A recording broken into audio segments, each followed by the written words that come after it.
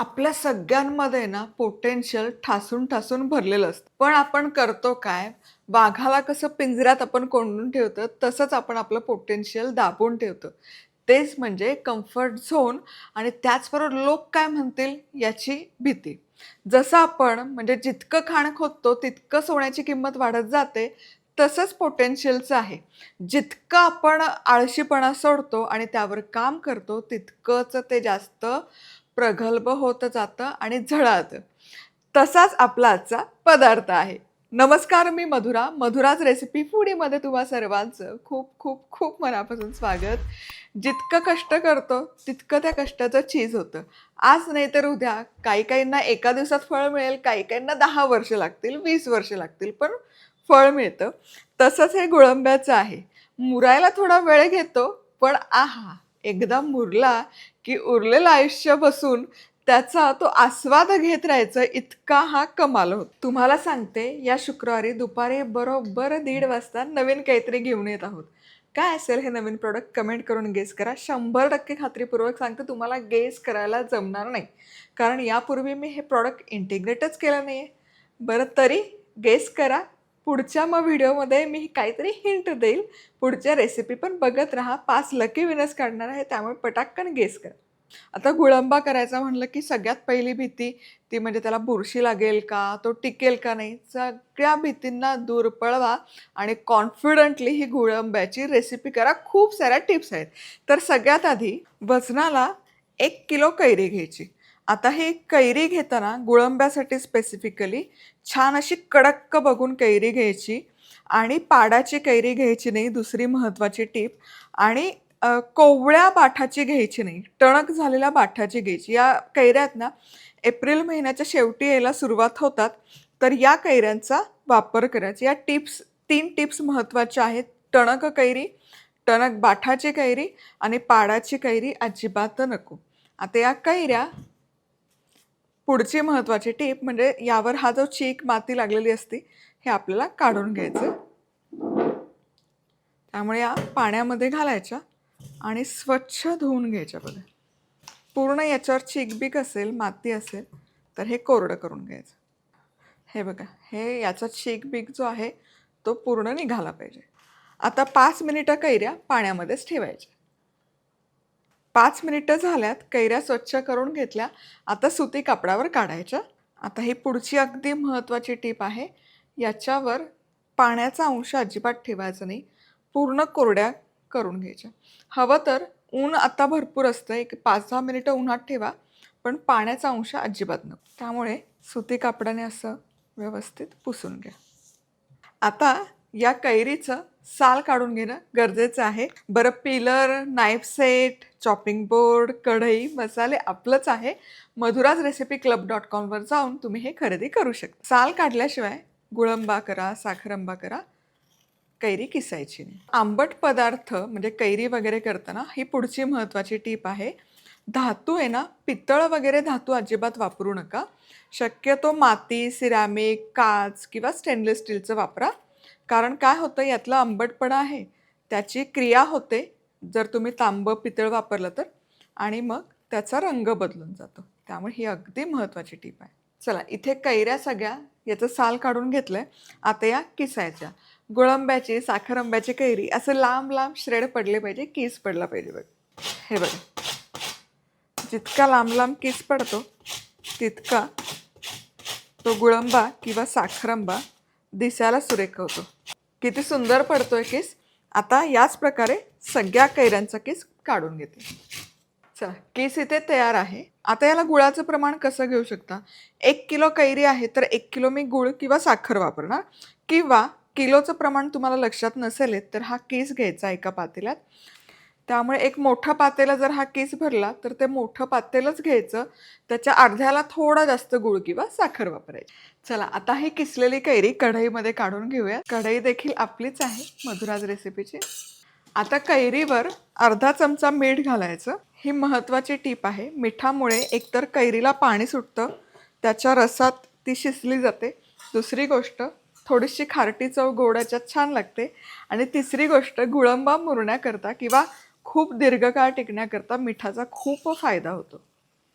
आता हे मिसळूयात आणि 5 मिनिटं हे एकसारखं ढवळत परतून घ्यायचं. 5 मिनिटं झालं, कैरी शिजवून झाली. कैरी कुठेच चिकटली नाहीये आणि हलकं हलकं कैरीला पाणी सुटायला सुरुवात झाली. ओलसरपणा कैरीला आलेला आहे. आता यामध्ये मी गूळ घालते. 1 किलो कैरी, 1 किलो थोडी जास्त होती, 1 किलो मी इथे गुळाचा वापर करते. कैरी परतून घेतली ना की ती हलकीशी गरम होते कैरीचा किस आणि गूळ पटापट विरघळायला मदत होते. एकसारखं ढवळत गूळ यामध्ये एकजीव करून घ्यायचं. हा हा हा, हे बघा, सगळा गूळ घातला जितका घेतला होता तितका आणि हे मस्त रसभरीत दिसते, रसरशीत दिसते. गूळ पण वितळला आणि चकाकी पण कमाल आलेली आहे.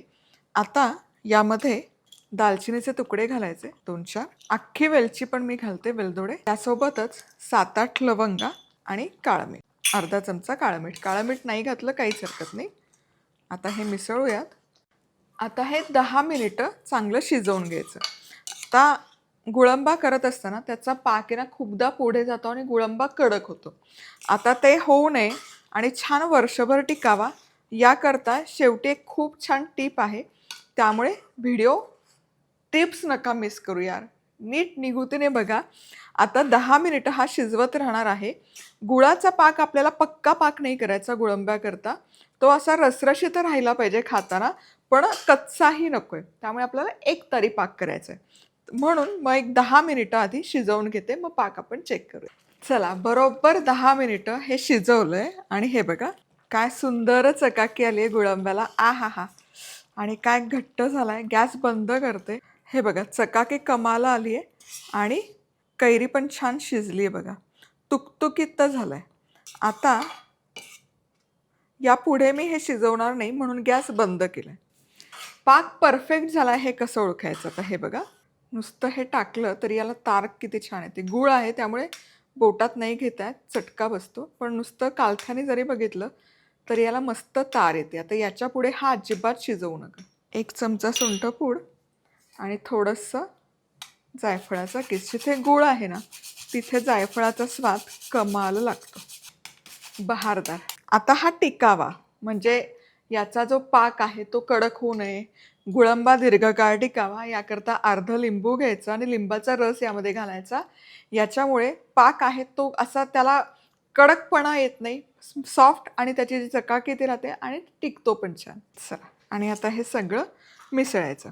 आता हे खूप सैल दिसतंय, पण आता हे थंड करायला ठेवते आणि मग तुम्हाला दाखवेल. पण आधी मिसळून घेऊ. आणि नैसर्गिक गूळ वापरलाय त्यामुळे याला रंग पिवळा धमक आलेला नाही, छान असा गुळाचा रंग त्यावर आलेला आहे. वा, चला, आणि आता हे थंड करण्याकरता ठेवते म्हणजे तुम्हाला याचं कन्सिस्टन्सी परफेक्ट लक्षात येईल. आता गुळंबा इथे हा जवळपास 3 तास झाला पूर्णपणे थंड करून घेतला.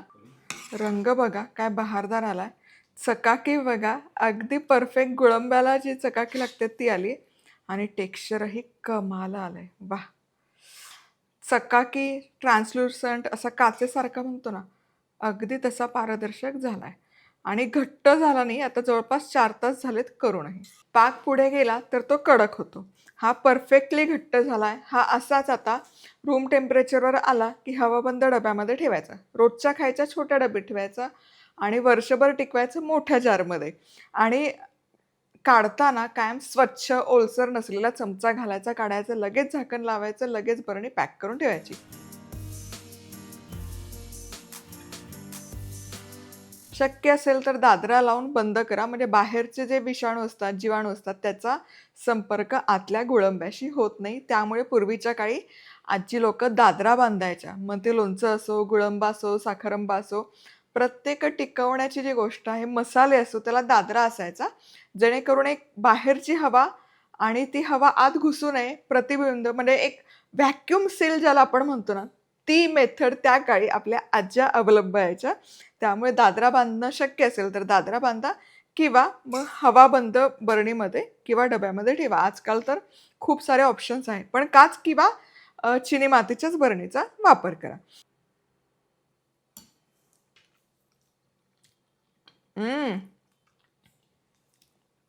आह,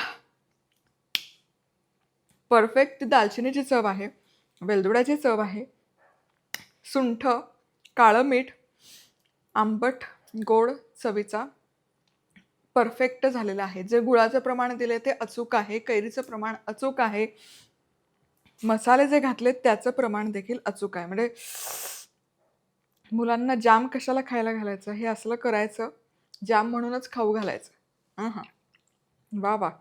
पुन्हा भेटूयात अशा रेसिपीजसोबत. तोवर मस्त राहा, खुश राहा, आनंदी राहा, सगळ्यात महत्त्वाचं खात राहा.